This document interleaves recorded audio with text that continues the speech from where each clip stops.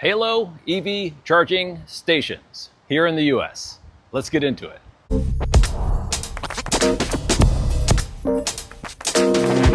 Huge news, folks. On September 2nd, in just a couple days, our nonprofit friends over the CCAN Action Fund are going to announce the winners for the raffle of 3 amazing electric vehicles. If you haven't bought your ticket to win a Rivian, Lucid, Porsche EV, or a Volkswagen ID Buzz and more, you're almost out of time. Here's the kicker, folks. This EV raffle for the planet is big time undersold. Literally thousands of tickets are left unpurchased, which means, mathematically speaking, your chances of winning are higher than ever. It's simple. Fewer tickets purchased means better odds for you. And remember, each ticket is worth not 1, but 3 chances to win prizes. You could win a Rivian R1S, like mine, or a Lucid Gravity, an Ioniq 5, or a Chevy Equinox. So, if you haven't picked up a ticket already, what are you waiting for? And if you already have one, might as well get another one. Increase your odds. Tickets are just $200. Go to www.evraffle.org to get yours today before time runs out. That's evraffle.org. The link is below. So let's talk about what Halo actually means. It goes back, I did some research, to the Korean War when it was first used as a military strategy, where a paratrooper, a special operations force, would jump out of an airplane that was flying high enough to be out of reach of anti-aircraft missiles, so very high up. And Halo stands for high altitude, low opening, which means that after you jump out of that airplane, you reach terminal velocity and go through any form of defense, making it very hard to combat against or defend against. And then at the last moment, you open your parachute and hopefully don't go kersplat when you hit the ground. And that is that's where the term comes from. If you're curious to see what that looks like, the most recognizable one that I could think of comes from the original reboot Godzilla movie, where they jump out of the airplane and successfully get inserted into San Francisco during a Monarch incident in downtown San Francisco. In the automotive industry, the term Halo is used for something different. There's terms called Halo cars or Halo models. And a Halo model is, I guess, extrapolated from that military strategy, a model that you put out that has every possible feature that you are able to bring to the market in one vehicle, as a way of kind of like in a strategy format, creating a product that your competitors can't compete against. I guess that's the general concept of a Halo. Or top of the line is also commonly thought of when we are talking about Halo vehicles.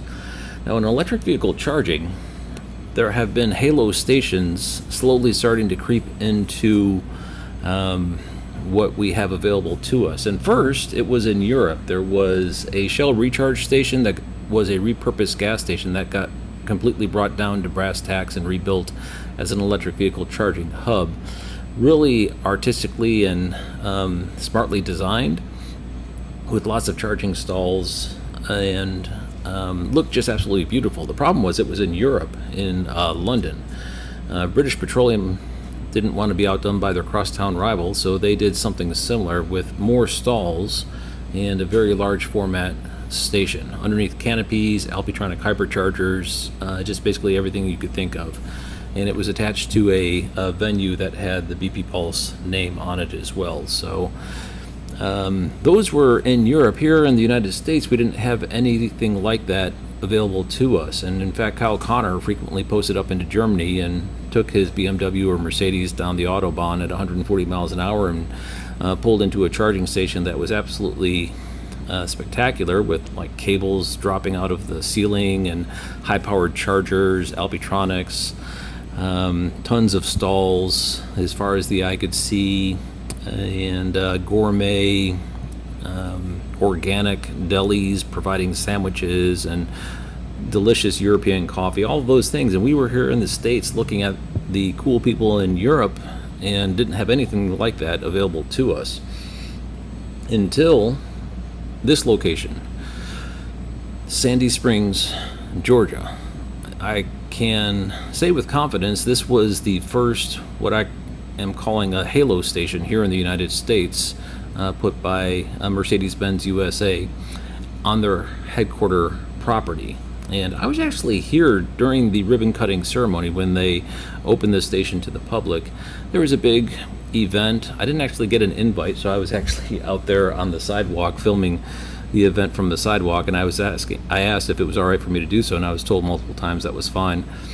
And basically watched the Jumbotron and the festivities, and then after everyone cleared out, there was a big production with a stage and everything. After everyone cleared out, I was able to pull in here, and I believe I was the first general public in order to charge at this station.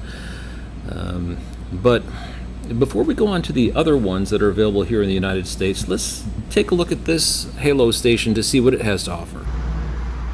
A driver's lounge with a nice couch, looks like either pleather or leather, and a area to sit down. I've got my computer set up here, and air conditioning, which is really nice to be able to come in and break the heat, because this is the southern United States and it's August, so being able to come into a driver's lounge that's climate controlled is for sure a plus.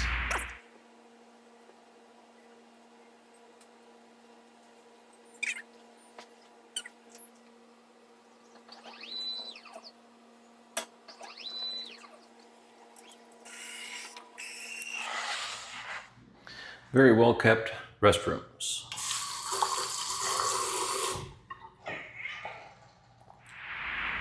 So luckily, a bad storm just blew in, because that highlights one of the other features of this station, which is protection from inclement weather. You can see the cars out there are protected from the full canopy, and the charging stalls don't really have any water on them. The water begins basically at the edge of the charging stall. And this is a pretty howling thunderstorm, so it's very nice to be protected from the elements. Too many times I've been at a Buc-ee's at a Tesla supercharger and getting poured on while all the people in the gas pumps are protected underneath the canopy. So, not here. Okay, a couple of things I want to call out about this station that are not available in other Mercedes-Benz charging stations throughout the United States. First off, obviously the canopy. Now this canopy was meticulously designed in order to key off certain design language elements of Mercedes-Benz electric vehicles. You can see it kind of looks like the front grille of a Mercedes-Benz electric car, of which there's one charging down there on the first stall. And these lights are very unique. They sense when a car is pulling up. They go into kind of like a dimmed stage, and then they illuminate brighter as you pull into a stall. It's not doing it because I'm not a car, but you can see over here, this stall where a car just left is brighter because the sense that there was a car there, so it lit it up extra bright. That conserves energy, and it also provides a little bit of a design nod to help you feel a little bit more safe. There are emergency call stations over there. There is the driver's lounge, which I'll get to in just a second, and these super fast chargers. Now these chargers, the ChargePoint Express Plus units, are tied to these pillar LEDs. Once you connect, they'll go blue and show your state of charge. Right now you can't see it because that's facing the wrong direction, but I'll do it over here on this one and we'll take a look to see what that looks like. So as you're pulling in, you can see if there's someone, if the station is all full, you can kind of see which stall is likely to open up sooner than others.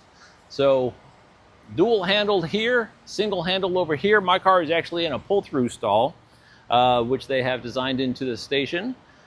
And at the time of this station's opening, this was state-of-the-art, the best hardware available because Alpitronic was not yet in the North American market. So this was the best that money could buy. And I'll tell you what, when they had their opening, this was considered to be the most detail-designed electric vehicle charging station in the United States.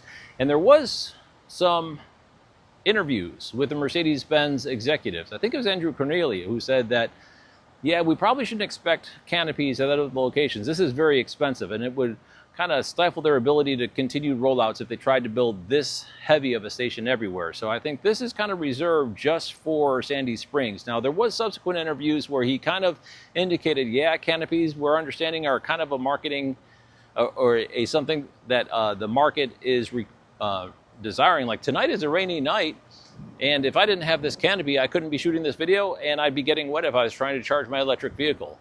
So I'll tell you what, if there's a station across the street that has a canopy, I don't care how much money they're pouring into it, and this one doesn't, I'm likely going to the place with the canopies just so I don't get wet on a rainy night. But plenty of things to, there's garbage cans, plenty of things to call out with details, very meticulously designed, as I said. I'll show you the driver's lounge in just a second, but let's go ahead and get plugged in. Let's see if this Halo station actually charges electric vehicles. Okay, hopefully you can see that. Mercedes-Benz uses the ChargePoint app, so that's who I'm going to use in order to initiate this charge. I actually have a Apple Wallet ChargePoint card, which I'm going to use. Plug in. That was easy. They also have, if you're a Mercedes-Benz owner, the ability to reserve en route, at which point the LEDs on these stations will turn orange, indicating that it has been reserved. Waiting for EV. I heard the connector on the car click. 10 seconds in, and we are supplying voltage according to the display and charging. Yes, boom, amps ramping up, kilowatts ramping up. All right, let me spin you around to show you the LED on the pillar. Very cool. This is accurate because I was charging my car on a level 2 while I was doing some preliminary work, and this is an accurate representation of my state of charge. And you can see the little light bar with the bubble going up indicating in the process of charging. Another design element that they took the time in order to ensure that they got right. And this station has been in service, I think, going on 2 years almost, and everything is still fully functional and operational. For a station that is this heavily used, that's saying something. That means that they're taking care of ensuring that the maintenance of the station is upkept. Okay, now that we've seen what this station has to offer, let's see what the other CPOs of note are going to be bringing to bear as far as Halo stations go, because there's quite a few. First off with Ayana, which is the new kid on the block that everyone seems to be scared of with unlimited funding, it seems like. And what they're doing, instead of leasing small plots of parking lots, they're just purchasing outright or doing land leases for whole plots of land and then building very large stations. To date, what we have seen best from them is something called a rechargery, but they have teased something called a beacon rechargery, which is going to be even bigger. And what we know about those is very little. The fact that there's none around is leaving us kind of guessing, but they have outlined there's going to be tons of amenities. There will be some kind of destination close by, for instance, like a dog walk park or something like that. Canopies, attached facilities, could be close to like a shopping center or something like that. We're not 100% sure, but tons of stalls, high-powered charging, and even like double the size of what we've been seeing with the rechargeries. And we've been seeing some really mouth-dropping, eye-popping rechargeries come out of Ayana with the just grab-and-go Amazon technology at the Gartner rechargery, where you just walk in, you grab whatever you want, and then proceed to go about your business with charging and hanging out in the lounge. So there is that, but there are no beacons that we know of yet. Likely they're going to be coming soon. We've seen multiple locations and permitting that seem to fit the bill of what a beacon should be, but so far we don't have any pictures of anything like that under construction yet, so we're kind of left guessing as far as Ayana goes. However, with British Petroleum or BP Pulse, that's not the case. They've been seeming to be first to respond to this Mercedes-Benz Halo location with something called a gigahub, which is the top tier of their charging stations, which they primarily put at airports. However, in Duarte, California, there was one gigahub put outside of an airport. So we're not 100% sure if it's going to be exclusively an airport thing and Duarte was just a one-off, or if they're going to start spreading gigahubs in multiple different locations around municipalities. We've heard that the 40 largest metro areas in the United States are going to be getting gigahubs at airports, which is their, as I said, their Halo product. The gigahubs are their Halo, and then they also have purchased the Travel Centers of America, which they're plopping in like 6, 5, 4 Alpitronic hyperchargers for, a dozen stalls or thereabouts. But those are not their Halo products. Their Halo products are the gigahubs, and those we do actually know what they look like, and they are very nice. Similar to this, they have an attached facility. The one in Duarte, as I mentioned, has very similar to this. It has a lounge with vending and restrooms, canopies over the charging stalls, and at that particular location, they actually have security on site as well to ensure that it's kept safe. General Motors is been partnering with ChargePoint, but also EVgo for most of their efforts into electric vehicle charging. And on slide number 11 of the most recent vendor relations deck for Q2 2025, there is mention that they want to complete the first EVgo flagship station with General Motors Energy, or GM Energy. So we know that it's coming. We just don't know where it is or what it's actually going to look like. But we do have a teaser slide, which in the investor relation in the quarter previous, which was Q1 2025, that deck, slide number 20, there was kind of like a tease of what the flagship stations will look like. There's a very large canopy, and I stared at that image for a long time. As far as I could tell, it's not real. It was generated by artificial intelligence, but boy does it look real. I mean, it is very well done artificial intelligence imaging. But that will kind of give us an indication of what these flagship stations from General Motors Energy and EVgo will look like, because they kind of detail it all out there. It's a large canopy with multiple stalls, and really what they're relying on is adjacent amenities. They're not going to be putting any amenities in their flagship locations, but they are going to be putting them into a location that has adjacent amenities like shopping, restaurants, and other forms of entertainment. Now, Electrify America has been talking about flagship stations for quite a while now. Those are what they term their Halo sites. Now, General Motors kind of stole the term, but Electrify America was the first to start using it. And they put a slide deck together in 2022 that was outlining locations where they were going to be putting some of these flagship stations. The one that we did see actually come to fruition was the one in San Francisco, the one indoors, and that is one of the ones. Also, Santa Barbara, California is a 20-stall one that should be coming soon, and they snuck in Santa Monica, which is a 20-stall, and I believe that is classified in Electrify America terms as a flagship station. But similarly, they don't really have any amenities, except for the one in San Francisco. They do have a lounge kind of like this, and vending and coffee. They have a meeting room you could rent.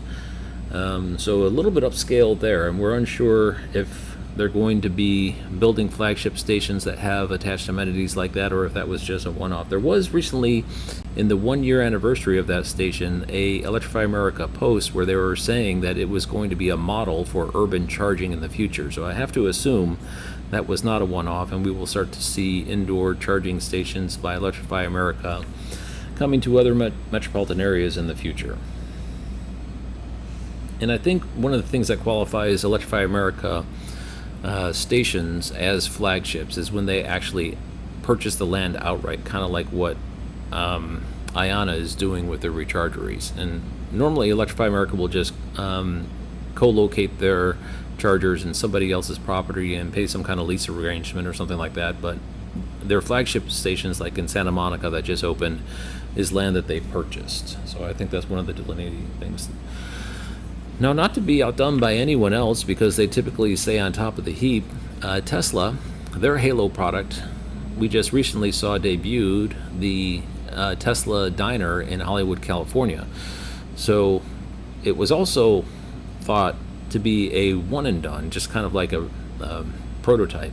But it turns out that after it opened, Elon Musk tweeted that it was going to be replicated, assuming that it was successful, and that we have to assume that it is successful just because the crowds are absolutely swarming it. It's a difficult place to get into in Hollywood, from what I understand. They'll be replicating that in other metropolitan areas around the world, is what Elon Musk said. So not just in the United States, but around the world. So I'm here in Atlanta, Georgia, and it stands to reason that if it's successful in Hollywood, California, that it would be successful here in Atlanta, Georgia as well. In addition to the diners, Tesla has kind of a two-prong approach to their Halo products for charging stations. The other ones are being seen on Interstate 5, one of which was in Lost Hills, which we recently saw half of the final product open, where they were generating the electricity from a very large ground solar farm, and had attached facilities, vending, but no like restaurant or anything like that. It was just kind of a recharging location only. So you have restrooms, you have a place to refresh with taking the dog for a walk or letting the kids play. I think there's some recreation equipment on site in Lost Hills in the renderings, not actually yet, but in the renderings there will be. And vending, so you can get yourself something to drink, and obviously trash cans, canopies over the stalls, nice things like that. Many stalls. I think we have half of the station complete. The other one was in Bakersfield, which seems to also include Tesla Semi stalls, because we see something that looks like a Semi in the renderings, and a very large station similar to Lost Hills. And both of those, Bakersfield and Lost Hills, are on Interstate 5 in between Los Angeles and San Francisco. So it seems to be that they're trying to solve the charging problem in California and I-5 between those two major metropolitan areas by putting in these two very large stations. Now, it should be noted that there was a very large station that at the time of publishing, or it being spotted through permitting, was going to be the largest Tesla supercharger station in the world in Central Florida, but that has since been taken off their coming soon list. So it looks as though they pivoted and refocused their efforts into the state of California with the diner, Lost Hills, and the Bakersfield charging station. So there you have it, Halo charging stations, now part of the EV charging station landscape here in the United States. We're finally cool like Europe. Hope you enjoyed this video, and thank you very much for watching.